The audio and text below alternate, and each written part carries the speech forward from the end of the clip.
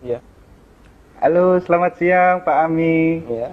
Selamat Siapa siang. ini? Iya Pak Ami. Saya perkenalkan, nama saya Dimas dari Bang Pak. Ada apa Mas? Boleh Dimas? minta waktunya 2 menit sebentar aja Pak. Saya ada kabar gembira buat Pak Ami 2 menit nih. ya. Iya, monggo.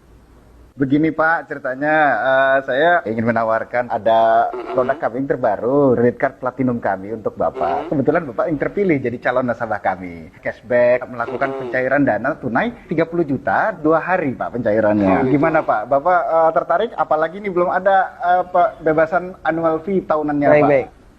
Sebelumnya saya boleh tanya dulu ya? Boleh Pak? Nggak masalah ya?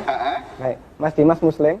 Saya, iya Pak, betul Pak. Muslim ya, Alhamdulillah ya. Kita sama-sama Muslim. Iya Pak. Mas Dimas pernah dengar nggak tentang riba? Iya, pernah dengar. Pernah dengar ya? Iya, Pernah kebayang bahaya riba nggak? bahaya riba, iya tahu Pak. Mungkin pernah dengar hadisnya atau ayat Qur'annya? Pak, Pernah. tapi Pak, Abi bagaimana? Masih tertarik Pak dengan kartu kredit platinum kami Pak? Nanti kita lanjutkan. Saya boleh cerita dulu? Ya, boleh, boleh. Jadi gini Mas Dimas. Coba Mas Dimas bayangkan kalau ada orang yang berzina sama ibunya. Kira-kira respon masyarakat gimana? Semua orang sepakat jelek ya. Gimana? Maksudnya gimana Pak? Kalau misalnya ada orang yang berzina sama ibunya, semua orang akan menganggap dia melakukan perbuatan yang maksiat. Ya bejat itu Pak. Wah, bejat sekali ya. Bejat Pak. Baik, kita sama-sama sepakat untuk itu. Iya. Begini, Nabi SAW menyebut bahwasanya riba itu ada 73 pintu. Pintu yang paling ringan, kata Nabi SAW, dosa riba itu seperti berzina sama ibunya, Mas.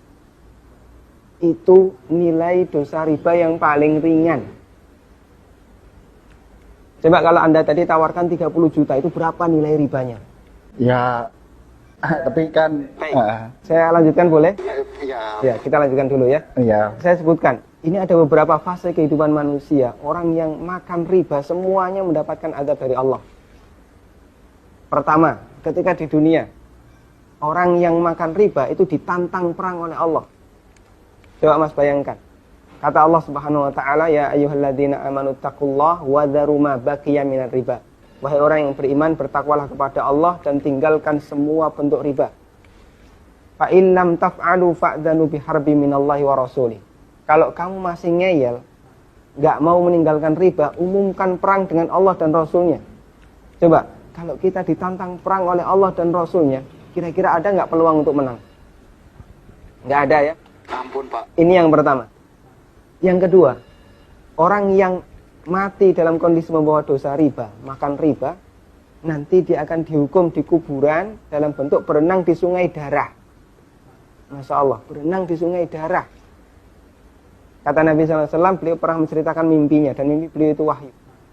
Nabi SAW pernah melihat ada orang yang berenang di sungai darah, kemudian di tepi sungai ada orang yang membawa batu. Setiap orang ini berenang menepi, dilempari batu ke mulutnya, kemudian balik ke tengah. Ini yang kedua. Di alam kubur, dia mendapatkan adab berupa berenang di sungai darah. Yang ketiga. Masih yang ketiga Pak? Ya, siap mendengar, masih sanggup mendengarkan? Iya Pak. Iya, tapi saya lanjutkan ya. Iya Pak. Yang ketiga. Ketika orang ini dibangkitkan oleh Allah dari alam kubur, dia dibangkitkan dalam kondisi sempoyongan, Mas. Allah Subhanahu wa taala bercerita, alladzina ya'kuluna riba la yaqumuna illa kama yaqumul ladzi yatakhabbathu syaitan minal mas. Orang yang makan riba, mereka akan dibangkitkan pada hari kiamat dalam kondisi sempoyongan seperti orang yang kerasukan. Iya Pak. Artinya yang lain berjalan normal, dia sendiri sempoyongan. Menyakitkan. Kemudian yang keempat, tadi sebelum hisab ya, ketika dia dibangkitkan sebelum hisab, dia sudah disiksa. Yang keempat, setelah dihisab, orang yang makan riba itu kan makan harta haram ya. Iya Pak. Makan harta haram, Pak. kita sepakat itu. Kalau kemudian daging kita tumbuh dari sesuatu yang haram, berhak nggak dapat surga? Enggak Pak. Layak nggak dapat surga? Enggak Pak. Sementara tempat di akhirat cuma ada 2 pilihan. Kalau nggak surga, Neraka Pak. maka kata Nabi SAW, kullu lahmin nabata bin suhtin, setiap daging yang tumbuh dari sesuatu yang haram, kata beliau, annar aulabi. Iya Pak. Neraka lebih layak baginya. Coba Mas Dimas bisa perhatikan, dalam 4 fase kehidupan orang yang makan riba itu semuanya sengsara. Ketika masih hidup di dunia, dia ditantang perang oleh Allah. Ketika mati, dia berenang di sungai darah. Iya Pak. ketika dibangkitkan dalam kondisi sempoyongan, setelah hisab dia ditempatkan di neraka. Iya Pak. Masya Allah. Masih ada tawaran yang lain? Ampun Pak. Masih dilanjutkan? Ampun Pak. Mas Dimas bisa renungkan Iya Pak. beberapa poin yang tadi saya sampaikan. Iya Pak. Nanti kalau misalnya ada sesuatu yang belum jelas, tidak masalah, hubungi saya lagi. Iya Pak. Kita akan lanjutkan diskusi tentang riba. Iya Pak. Bisa? Bisa Pak. Ya, terima kasih ya. Assalamualaikum. Waalaikumsalam.